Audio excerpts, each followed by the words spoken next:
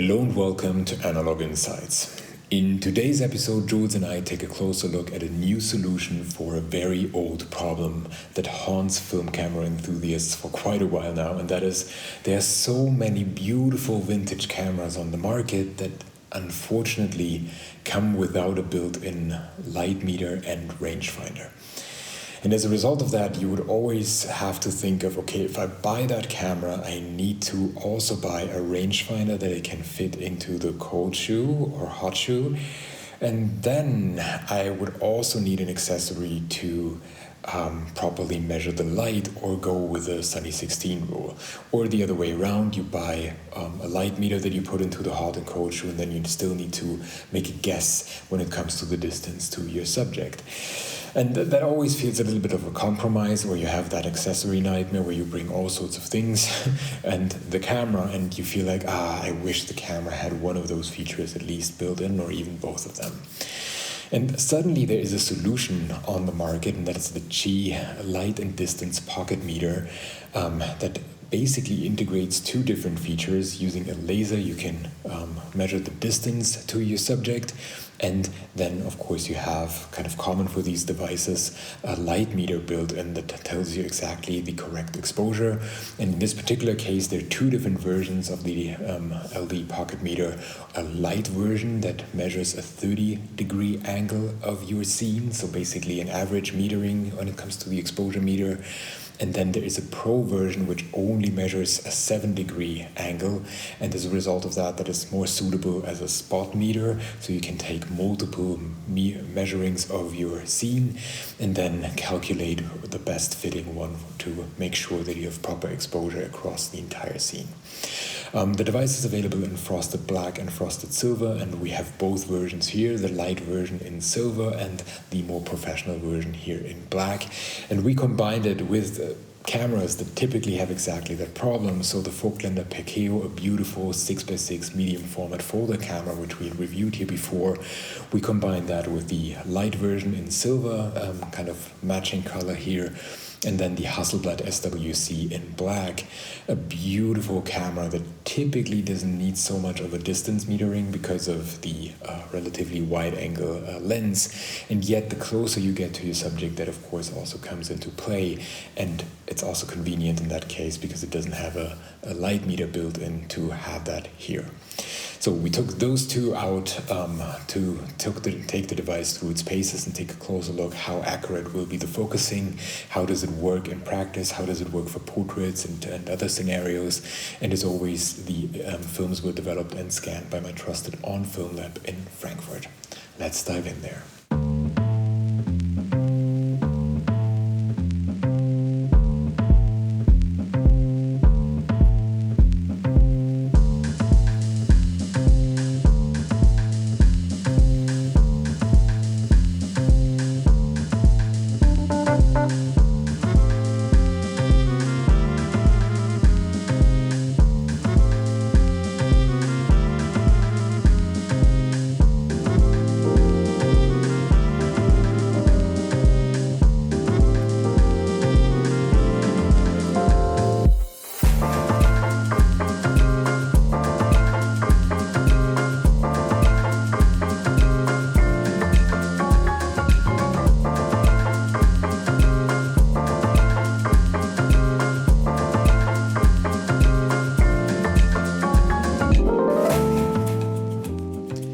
Let's take a closer look at the features of the light and distance pocket meter. And most importantly, both of them, the light and the pro version, are really the same. The main difference is the angle in which they measure the light.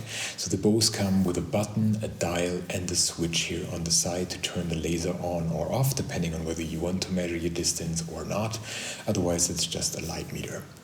The operation is very straightforward and simple. You just press the button here and then see a small laser, a red laser dot appear that measures the distance to that dot, and that is being shown here in the display. And at this very same time, it's also measuring the exposure, the correct exposure and the light available in your scene, and shows that in the display as well. And then you can use the dial to manipulate your aperture.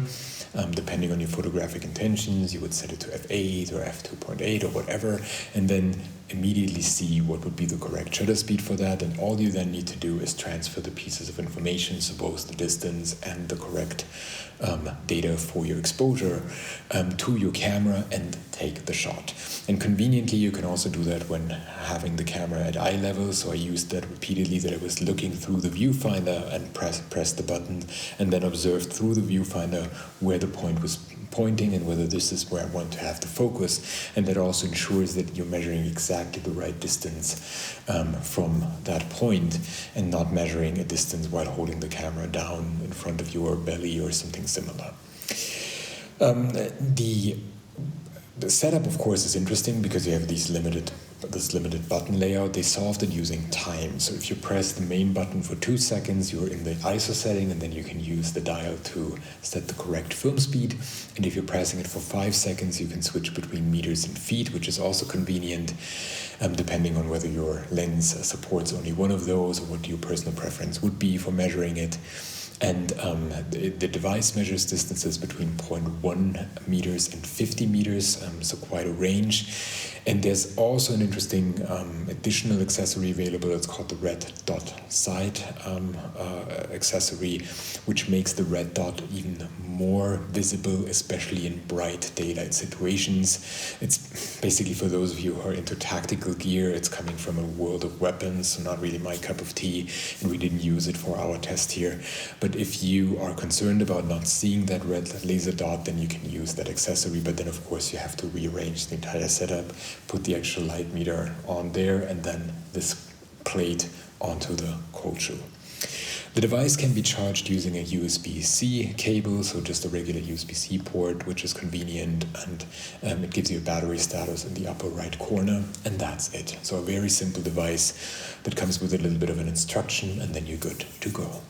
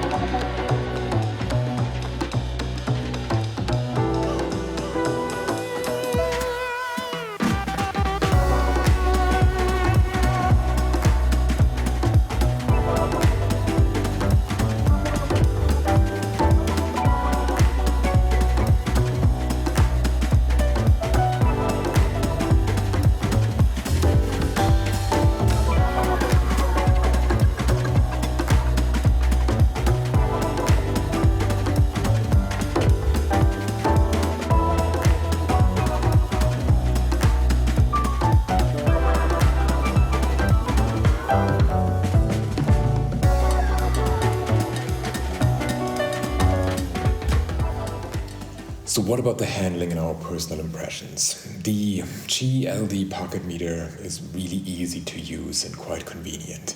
In general, it gets out of the way, and the way it is layouted, it's just very nice and snuggles nicely into place, so it really sits flat on that cold or hot shoe. Some of the devices leave a little bit of a distance, or you feel that they were not machined so perfectly. In this particular case, no problem at all. It just feels solid and well made. It also works exactly as you would expect it to work, and just gets out of the way, does its job, and immediately elevates the camera that you're using to that next level, because you suddenly have that built-in rangefinder and light meter that you were looking for. And it is actually a lot of fun using it and transferring these pieces of information into a much older camera, and especially in our cases here where the colors match so well, it was really, really fun using these cameras, and just, for lack of a better word, elevated the use case. There are two downsides that we noticed and that we found worth mentioning. The first one is that the aperture can only be set in third stops, and this is a little bit counterintuitive for a film photographer, because typically most lenses that we are using are operating at half stops or full stops. So having third stops and these kind of weird values that are more typical for a digital camera is a little bit of a surprise here, and you cannot change that. So this is maybe something for the future that they could update, that you at least have a choice to only set it for half stops and full stops, because then of course you also could go quicker through the aperture with the dial. Like that, you sometimes feel like, okay, it takes a moment too long to get to the intended aperture. And the other downside is that in comparison to the only light meter devices that are out there on the market, it takes a moment longer to start up and then launch the laser and take the measurement, but you get used to that. It's something that can even be convenient, especially if you're holding the camera up to your eye and then press it and then have a moment to look for that laser and where it's pointing. This is actually good. And speaking of that laser, there's one more thing that is more about the operation and not about the device. If you're shooting portraits, be very careful with that laser that you're not pointing it in people's eyes. Typically you would focus on people's eyes and use that as a reference point with a rangefinder or with a single lens reflex camera. And in that case, this is simply not possible. So you have to point somewhere else and always make sure that you're not hitting people's eyes, that you're also telling them maybe to close their eyes while you're measuring the distance. But in a typical portrait session where you have multiple shots per scene, you would do that once and then go at it, depending on your aperture, of course, and make that as risk-free as possible for your subject.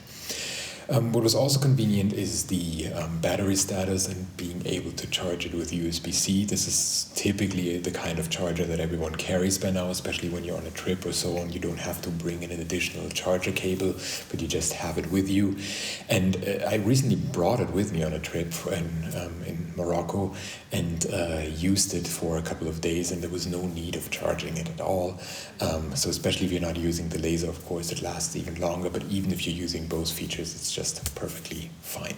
So a really cool device that immediately elevates your camera and opens up new possibilities. And in my case, to be honest, I ended up purchasing a Vogtländer Perkeo 2 because of it, because I felt like, oh nice, now that I don't have this feeling of a compromise anymore, it suddenly opens up purchasing additional cameras that I always thought about and liked. And in this particular case, Jules went first. He got a Perkeo 2 and I was like, damn, he's right, I should get that as well.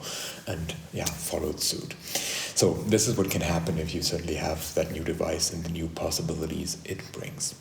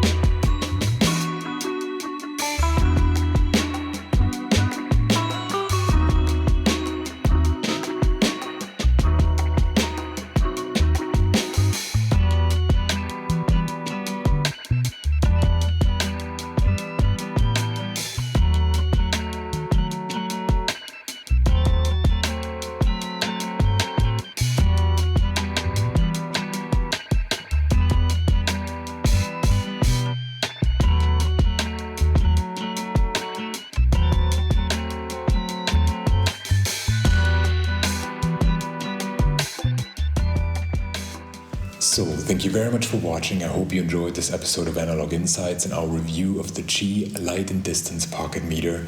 That is really an easy to use, straightforward device that immediately gives you access to the kinds of features that you were always missing in the traditional vintage mechanical cameras. And at least to me, it opened up an entire new portion of the market that I typically disregarded or felt like it would be a compromise to purchase a camera from that from that realm, and suddenly there is a feature, a new device that brings these features as an add-on in one device where you need one cold shoe and that's it. So exactly what the market was looking for, to be honest, and I'm really happy to have that.